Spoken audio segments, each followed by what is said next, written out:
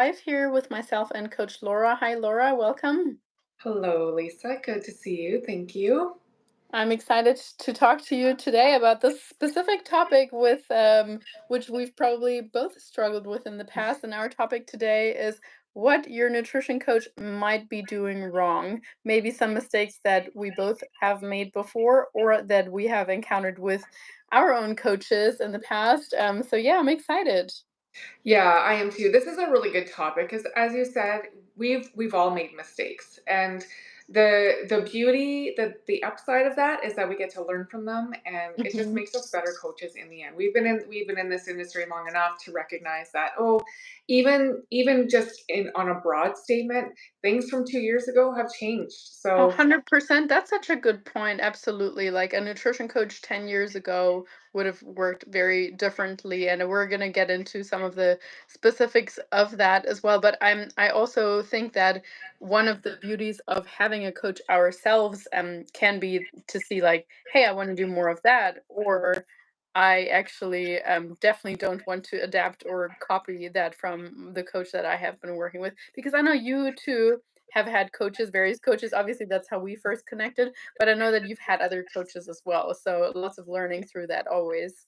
yes, yeah, Super absolutely. excited. So cool. Yeah, I want to start off with the very first one, which is kind of obvious to you and I, which would be giving our clients just a strict meal plan. And that might not be obvious to someone listening because many people don't know the differences between a nutritionist or a nutrition coach.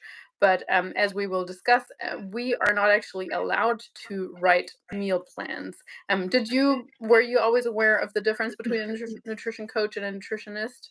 No, so I actually had to revisit this because actually it's different from province to province. Here in Canada, it's different in the United States, it's different globally. So actually did research this, and even within Canada, the country, you can delegate as a nutritionist in other provinces. Oh, So there interesting. are different qualifications or requirements in order to call yourself a nutritionist. At the end of the day, it's we're not dietitians. Dietitians are just a whole other spectrum. So That's it. what Yes. what we can do is what I know I can do is I can provide a sample meal plan. Yes.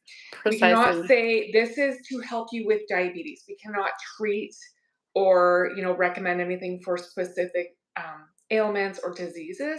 However, we do have the liberty of providing a simple meal plan. With that 100%. said, even if you do take the time to do a meal plan, it doesn't stick. 95% of the time, it's not even worth the effort for both the client or the coach. Absolutely. I could not agree more with that. And I too have written sample meal plans before. What I will always say, like, because when we have our first strategy call with people, often they're like, oh, but I do want to be told what to do. I don't know what to eat for my lunch or whatever. I will often say, I, I will have a look at what you're currently eating, and then I'll give you suggestions in terms of how you can tweak that. Or, of course, sometimes people are like, I feel like I just need a fresh start. And then in those cases, I will say, hey, here is what a day could look like with your macros.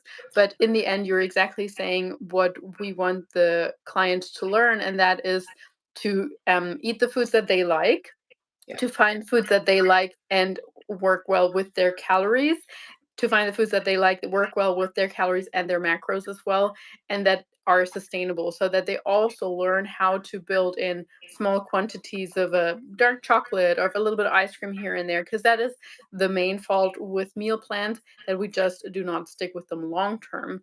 And the second point that you touched on so beautifully, or that was actually the next point on my list here, is that certain things are just out of our scope as a nutrition coach. So we are not clinical nutritionists or dietitians that are allowed to, or even in most cases capable of working with someone specifically on their exact cholesterol levels, and therefore we're prescribing supplements, which we're not allowed to do either. So right, we give recommendations, but the my main point actually is, or the thing that's different for me between a nutritionist and a nutrition coach is the nutritionist tells what to do. Here is do that, full stop. The nutrition coach coaches what to do. And that often mostly means asking questions, Yeah. asking the person to do something, to reflect on something, to plan ahead, to take more initiative, which in our experience is just what makes it stick. Because if you're just told what to do without understanding, without thinking, without having to, work it around your life yourself, it's usually not sticking. So that is the biggest differentiator for me, those words in like telling, being told what to do, or literally coaching someone through life, through weekends, through eating out, through vacations, through your kid's birthday, through you are being coached through that. That's kind of what I wanted to highlight. Yeah, I'm really glad that you said that. And even if we just kind of relinquish the labels, it's more about like you have an initial discussion, and I could say whatever. I could say I'm a like I wouldn't say that. I'm not going to say something that I'm not. Have a conversation with the coach, the nutritionist, whatever. And if you jive, and actually if they ask questions rather than saying, I'm going to provide this for you, and you just feel that scratchy, itchy feeling like that is just not going to work, then that's the end of the discussion. As you said, Lisa, it is so imperative. Not only if I am a certified nutritionist, I'll say this is a great strategy with nutrition to accommodate what you're going through, hormonally, like you mentioned, um, cholesterol, whatever it is. However, taking the steps forward in navigating and guiding them on how to achieve that, that's where the coach comes in. So yeah, thank you for laying that out.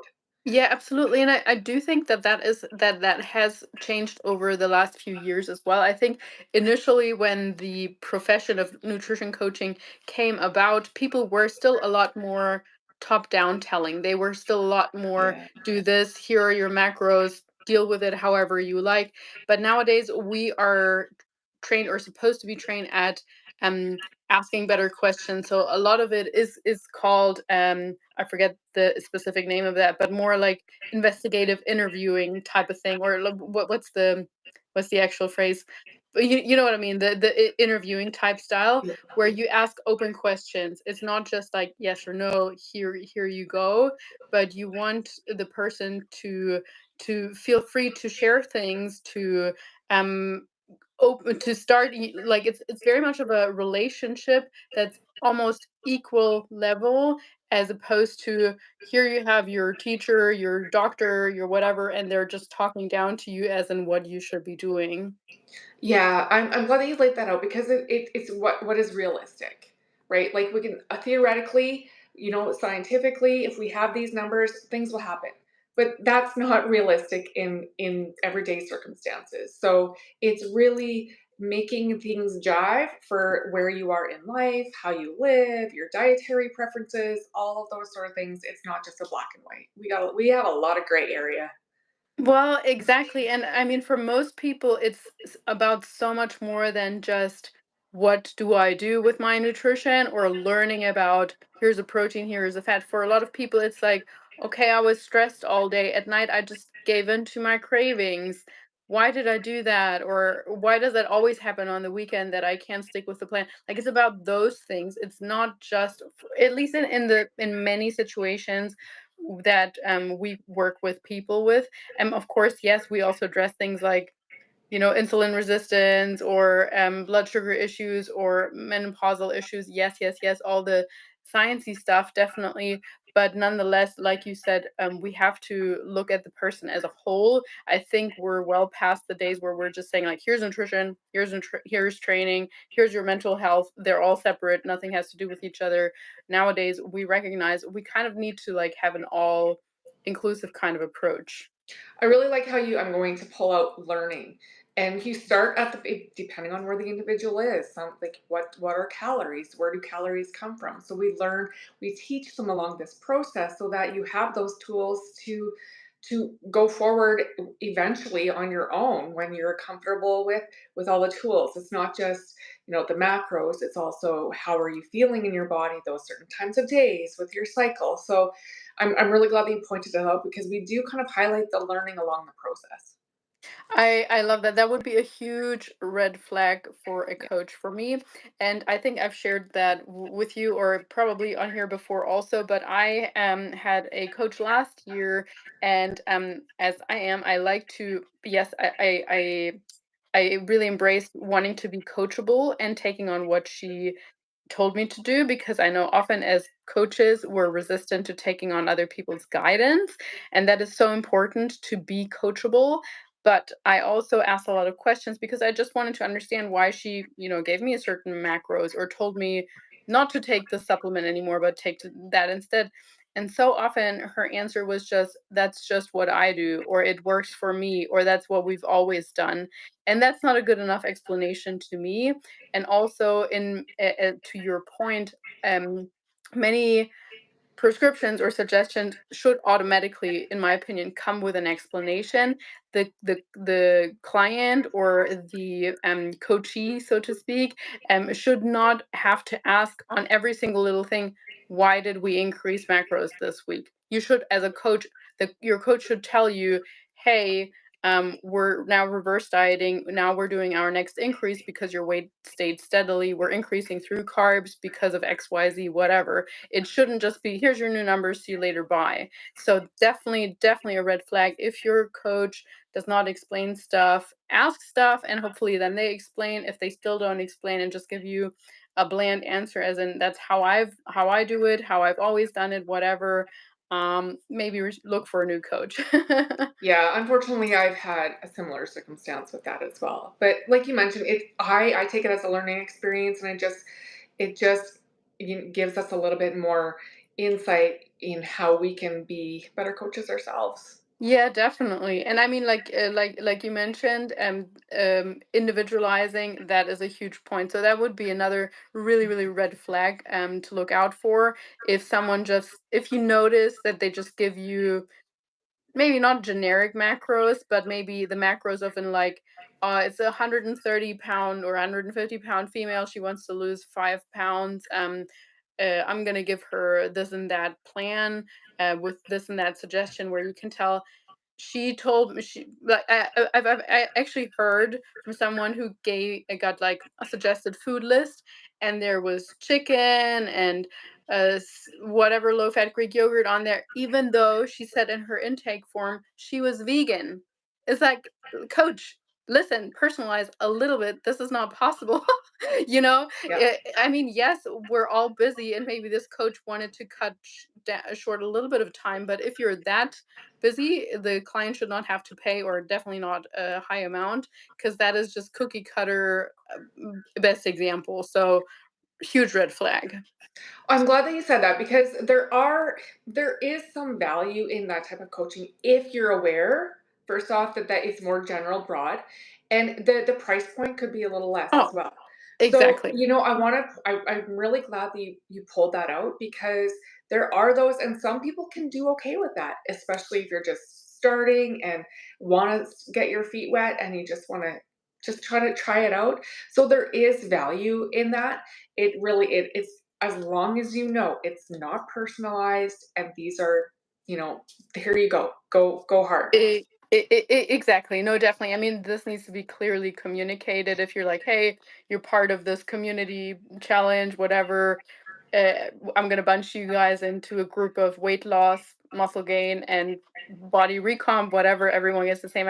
Cool. That's fine. But I mean, in the case of our coaching and most nutrition coaching, let's just say if you're paying $200 and upwards, you should be getting very individualized macros and or like a plan or advice or whatever, everything individualized to you. Or I've had one of my first coaches actually, she said to me she had like eventually she admitted to me that she had over 100 clients. So I mean, wow, on top of her full-time studies. And every time we had a call, we did have a call every 2 weeks, no communication in between that. But when we had a call, every time I had to remind her where I was located, what kind of training I was doing and what my main goal was at the moment. Because she didn't even click like, okay, I have an appointment with Lisa for 15 minutes. She didn't even bother looking at like my Excel spreadsheet or anything. Was Yeah. yeah, a bit pointless, really. Yeah. Yeah. Again, it's learning experience, right? It's Yeah, definitely. that. Another one for me, which might not be as much of an obvious red flag to some people, as perhaps to me now these days, is if the coach never shares anything personal. For me, it's just I'm not going to create a connection with that person because I'm going to be more reluctant to share. And if I don't have that connection with that person, um, I'm not gonna want to not disappoint them as much as if it's someone that I respect, that I'm like, "Oh, wow, she's gone through similar experiences," or she, really understands what I'm saying. If she is just, like, always just, "I'm a robot," or, whatever, that's fine too, and there are coaches like that, to your point of, like, there's diversity amongst coaches also, but for me personally, I really value if someone shares even just small details. It might just be like, "Oh, I saw you have a dog. I have a dog as well." I'm like, "Oh, cool. She likes dogs. Yay." Or I don't like dogs, whatever it is, but like just so I can get to know that person a little bit. Yeah, I'm really glad that you said that because well, I'm very connection based, so I'm very interactive with my clients. We have weekly Zoom calls. So there's a lot that is being shared and being able to, and it's authentic. It's not like, "Oh, you have a dog, I'm going to pretend I'm a dog." You can catch up on that right away. So there's Yeah. no faking it when you can just feel that energy. And yeah, that might mean that your client roster is a little bit smaller. However, you're creating a lot more impact for those individuals, not the 100 clients that you have on your roster where you can't even remember their name or what purpose they're working with you. So that is again, it is very individual, but that is a key point, especially for my practice. Is we're going to jive and we're going to connect, and that way I can share and you can share, and it's a collaboration. Yeah, absolutely. Yeah. And I guess getting a little bit more into the actual coaching details, I also see it as a mistake if your coach is either going way too aggressive. So again, they might be like, "Oh, you want to lose a pound a month? Okay, whatever. We're putting you into an 800 calorie deficit right away, just to be on the safe side of caution. I don't care that you lead a busy life. I don't care about your hormonal status, blah blah blah. I've done it before, it worked well, and here you go." So that would be a red flag, but obviously the opposite as well. If you tell your coach, "Hey, my main goal is I want to drop body weight or fat. I have actually been eating quite well, taking care of myself, and so on." And then that coach is like, "Oh no, we're just going to stay for 3 months at maintenance, to just make sure you're good, and then we might go into a tiny deficit of like 100 calories or so."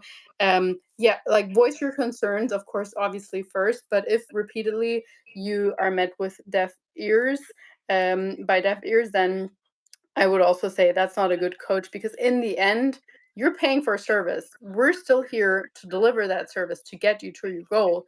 And of course, you need to have that good conversation about like, "Hey, your hormones, we need to take care of them. If you're constantly stressed, if you've been dieting and in a deficit forever and ever and ever, you need to have those educated conversations, but still in the end, we are there to give you your results or to help guide you to your results. You still need to do the work yourself."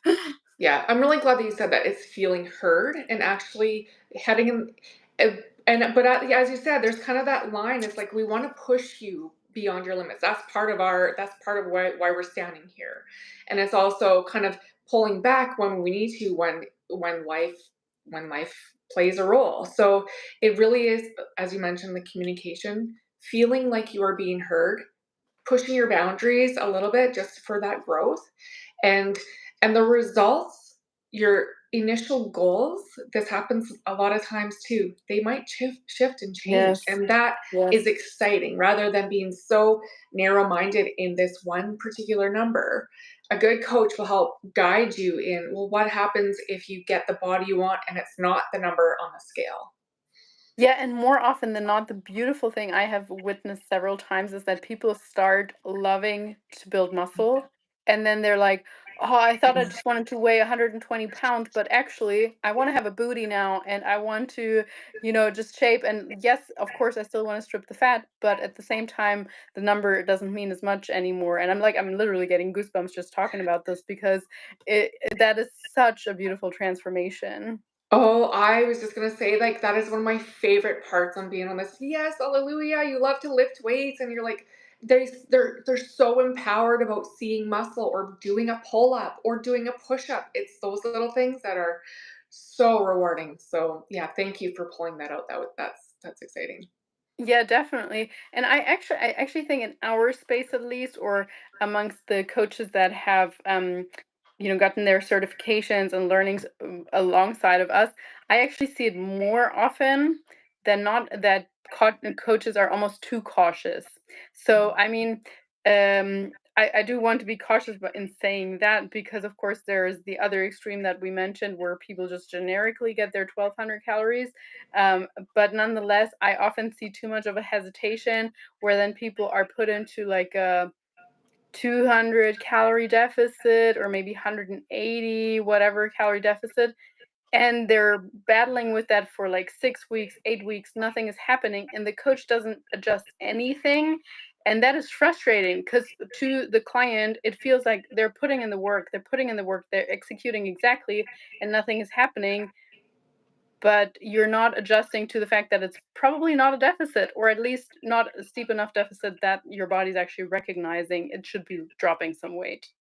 Yeah, earlier on in my career, I definitely stumbled in Oh, that. Like, oh, I don't know, I don't want to ruffle any feathers. Are you gonna be able to stick with this? It's like, well, this if you want those certain results, and not only that, but setting out the timeline. It's like, okay, so we're going to go into steep deficit. mm, Maybe it'll only be 4 weeks, 6 weeks because of timelines, whatever it is.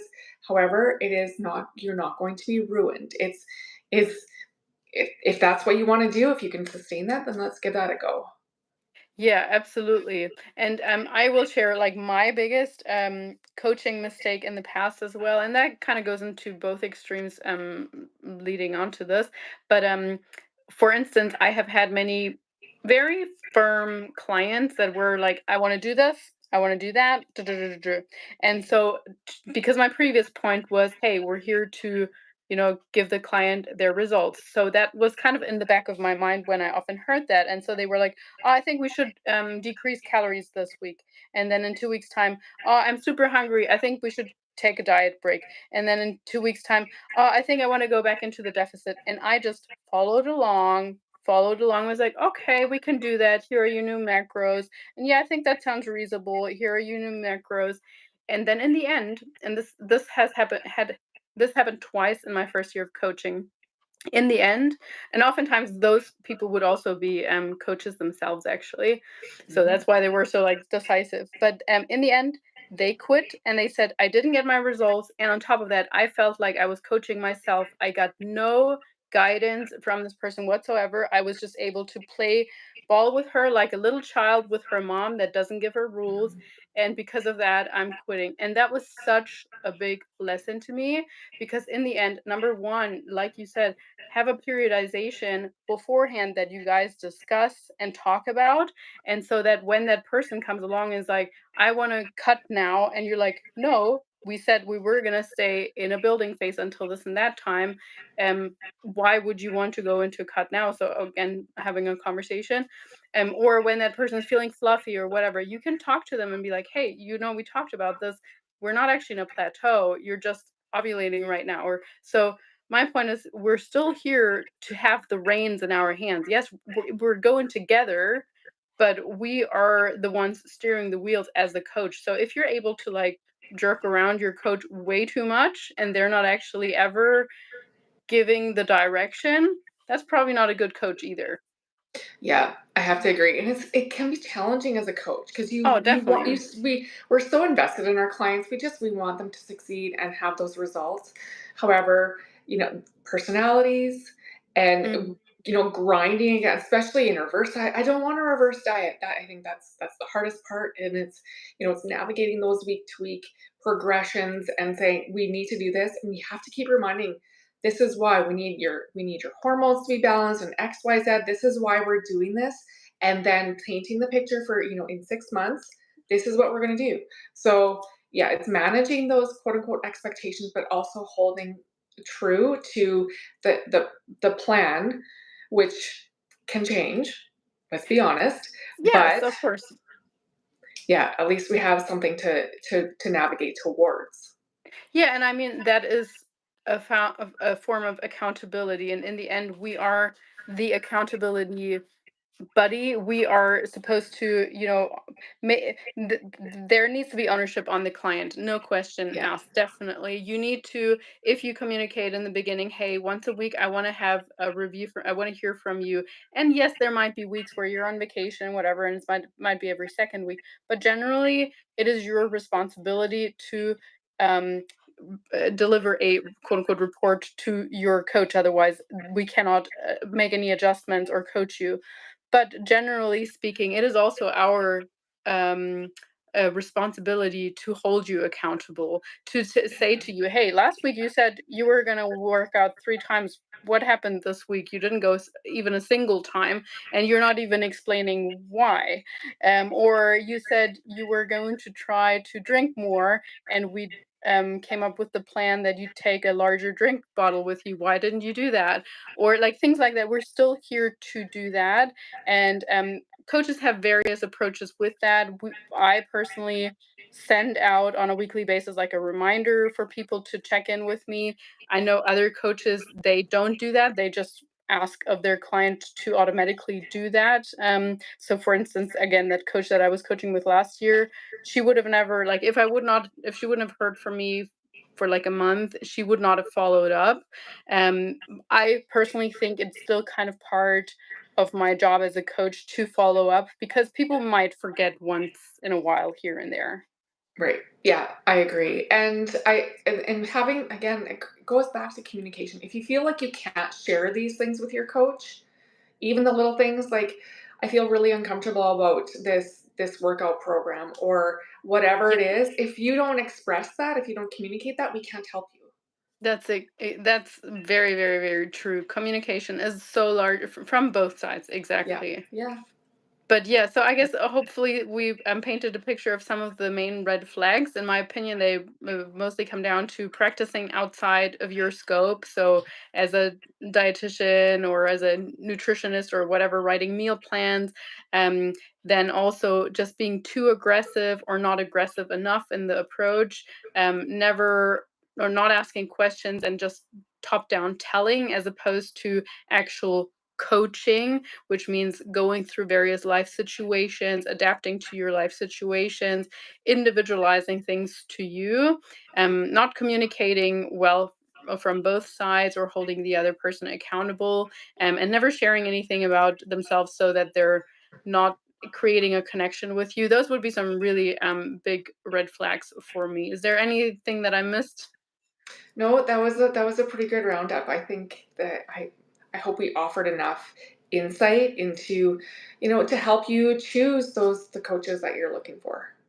I hope so too. And I mean, we all have to probably go Mm. through some not so great ones and hopefully lots of good ones too. We all benefit from having coaches, even as coaches ourselves. We just shared that we're big believers in having guidance ourselves, also, always something to learn. So, yeah, if you have any follow up questions in terms of this topic, please feel free to comment below or to message us. We're always happy to engage with you. And of course, we'd love to help you if you are looking for a coach as well. So, anyway, thank you, Laura. Thank you, Lisa. Good to see you.